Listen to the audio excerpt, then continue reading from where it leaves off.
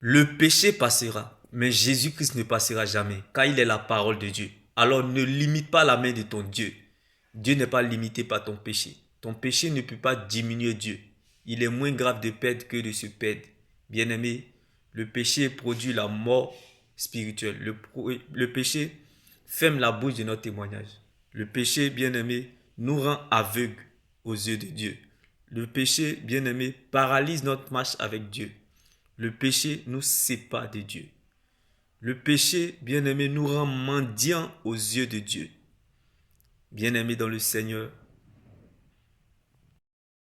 Mais aujourd'hui, Jésus tient Christ, te tend la main.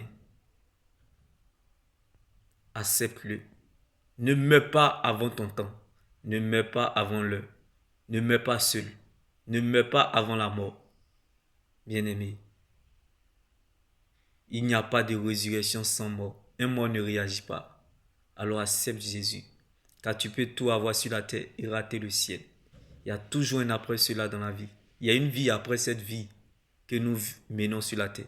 Nous vivons le plus longtemps sous la terre que sur la terre. Ça veut dire, bien-aimé, tout est vanité. Donc, ce n'est pas la quantité d'années à vivre qui compte, mais plutôt la qualité de vie que nous menons dans ces années. Ce n'est pas de vivre longtemps qui compte. Ce n'est pas être dans le bonheur qui compte, mais plutôt d'accomplir sa mission sur la terre. Où iras-tu après ta mort? Dans quelles conditions tu mourras? Avec Jésus ou sans Jésus? Voilà la vraie question. Pense à ton éternité. Car la vie est ce que nous pensons, mais l'éternité est ce que Dieu pense de nous. Chacun mourra par sa manière de vivre.